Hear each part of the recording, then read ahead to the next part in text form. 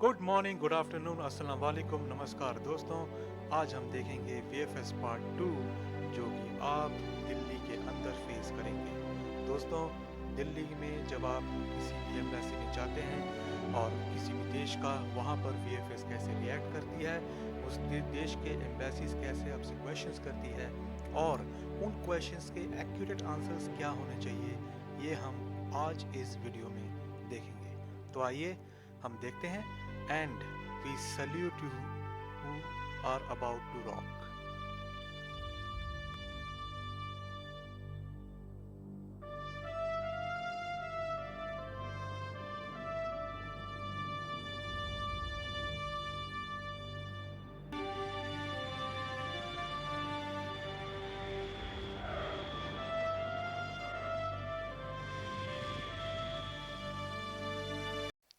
तो आइए शुरू करते हैं कि कैसे हम जब दिल्ली पहुंचेंगे और वहां पर जाके जब हम उनके एम्बेसीज को फेस करेंगे, हमें किसी भी तरीके की कोई तकलीफ ना आए। देखिए, वीएफएस आपका ऑलरेडी सारा कुछ स्क्रूटनाइज कर देगा। वीएफएस ऑलरेडी आपका सब कुछ डॉक्यूमेंट्स प्रिपेयर करके एम्बेसीज को दे देगा। सो एम्बेसीज के पास आपका फाइल एकदम मौजूद रहेगा। वहाँ पर एक एक चीज़ डॉक्यूमेंटेशन, एक एक चीज़ वो लोग देखेंगे, लेकिन आपको वहाँ पर कैसा परफॉर्म करना है, उस क्वेश्चंस के क्या आंसर देने हैं, ये हम देखते हैं आपके सामने। पहला क्वेश्चन आपका रहेगा कि who will pay your taxes abroad. आपका आंसर हमेशा ये रहेगा कि मैं अपना टैक्स खुद पे करूँगा, और जो एम्प्लॉयर मुझको अपने डॉक्यूमेंटेशन दिया है, जिस एम्प्लॉयर ने मुझको एम्प्लॉय किया है, वो मेरी तरफ से पार्टली टैक्स पेमेंट करेगा। गवर्नमेंट पे करेगी, कोई और पे करेगा, या मुझे टैक्स पे करने की क्या ज़रूरत है, या बिल्कुल भी मत कहिएगा। ऑलराइट, क्योंकि आप जब वहाँ जा रहे हैं as a legal citizen, as a legal person उस देश में, किसी भी शेंगन कंट्री में, you are liable to pay the what is your salary and where will you accommodate. मतलब आपकी सैलरी क्या है और आप कहाँ पर रहना चाहते हैं। अब हमेशा बोलिएगा जो सैलरी आपके वर्क परमिट पे मेंशन है। इसके अलावा और कोई भी आप सैलरी बिल्कुल भी मत बोलिएगा। साथ ही साथ अगर वो कहें कि आप कहाँ पर रहेंगे, तो आपका जो वर्क परमिट है वहाँ पर सारा कुछ मेंशन्ड है कि आप कहाँ पर एकोमोडेशन आपकी रहेगी, या फिर आप कहाँ पर अपना एकोमोडेशन मतलब करना चाहेंगे।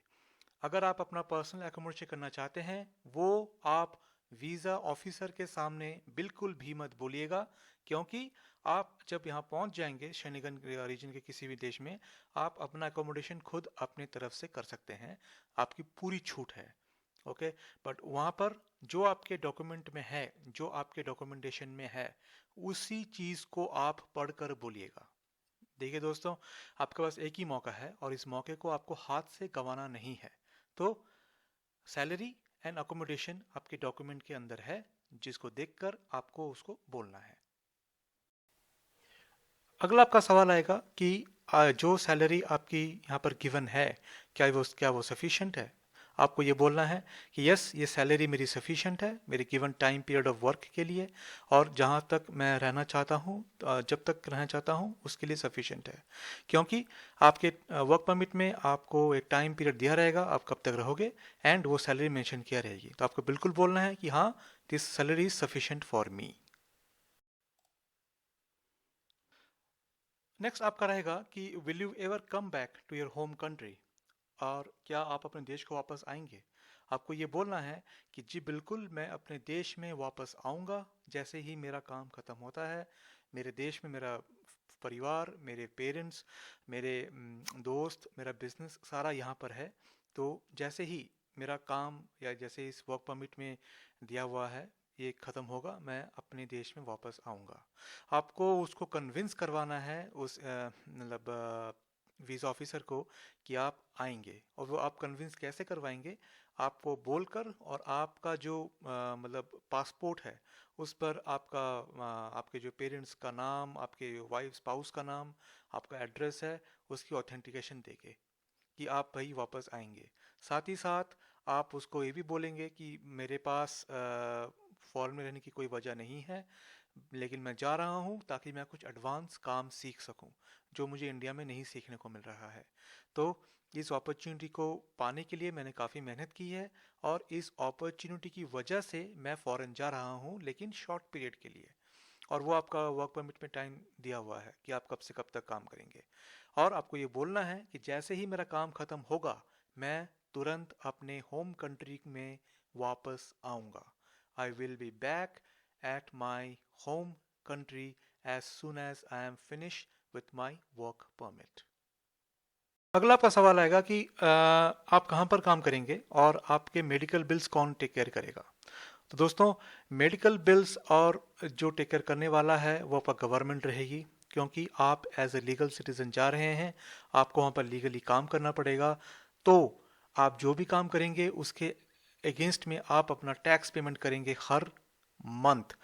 तो उसके वजह से जो भी मतलब आपका मेडिकल खर्चा आएगा या मेडिकल का कोई भी चीज़ आएगा वो गवर्नमेंट आपके तरफ से पेमेंट करेगी अस्पताल को। आपको सिर्फ मेडिसिन के खर्चे देने पड़ेंगे, but not the other than medicine such as surgery या कुछ भी, वो गवर्नमेंट टेक केयर करेगी। तो आपको जवान याद होना चाहिए और आपको कॉन्फिडेंटली बोलना है कि हाँ भाई, गवर्नमेंट ही हमारा टेक केयर करेगी। साथ ही साथ आप कहाँ पर काम करेंगे उसका एड्रेस आपके वर्क परमिट में है, और मैं आपसे गुजारिश करूँगा कि आप उसको ज़बानी याद कर लें, ताकि कोई भी एम्बेसी के जो ऑफिशियल्स हैं वो जब आपसे पूछें तो उनको लगना चाहिए कि हाँ भाई आप इस काम के लिए इंटरेस्टेड हो। आपको शो करना है कि हाँ भाई मैं जाना चाहता हूँ, मेरे अंदर वो चीज़ है जो मैं जाना चाहता हूँ, ना कि वहाँ जाके आप चीज़ों को देखकर या कुछ ऐसे बोलें। ठीक है, सो रिमेंबर दैट। और आखिरी सवाल जो कि लिमिटेड नहीं है, लेकिन पूछा जा सकता है कि भाई आप पहली बार जा रहे हैं फॉरेन। अगर अगर आप पहली बार जा रहे हैं, आपके पासपोर्ट पर कोई पुराना स्टैंप नहीं है, तो आप बोलिएगा यस मैं पहली बार जा रहा हूँ। लेकिन अगर आप कहीं पर भी गए हों other than India, such as Bangladesh या नेपाल या दुबई या ओमान या मलेशिया या सिंगापुर, आप बेझिझक बोलिए, ये बेखौफ होके बोलिए कि हाँ भाई मैं गया था, क्योंकि एम्बेसीज ये आपका ट्रुथ सुनना पसंद करती है। सो एक क्विक रिकैप कि दोस्तों वहाँ पर आपको क्या बोलना है या फिर वहाँ पर आपको किस तरीके के सिचुएशंस आप फेस करेंगे। ऐसा है कि वहाँ पर कोई भी स्टीरियोटाइप क्वेश्चंस नहीं चलते हैं। जो क्वेश्चंस आपको दिखाए गए हैं ये जस्ट एज अ सैम्पल है। हो सकता है आपसे वो कुछ और पूछे कि आपके घर में कौन कौन है या आप उनको छोड़कर क्यों जाना चाहते हैं। सो आपको वहाँ पर बेसिकली कॉन्फिडेंट होना है। आपको वहाँ पर 3 चीज़ों का ध्यान रखना है कि आपको काम या काम पे कितना इंटरेस्ट है। सेकंड, कि आप फॉरेन कल्चर को कितना पसंद करते हैं या फॉरेन वर्क में आपको कितनी दिलचस्पी है।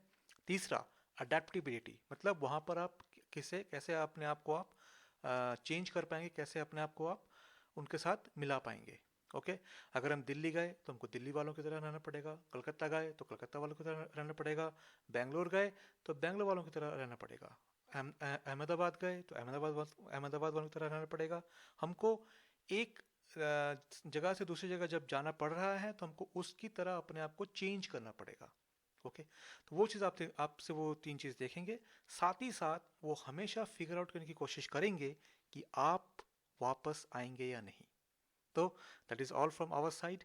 एंड अगर आपको चैनल पसंद आए तो प्लीज़ लाइक करना मत भूलिएगा, सब्सक्राइब करना मत भूलिएगा, and please share the words, and I will see you in the next, and definitely we love you.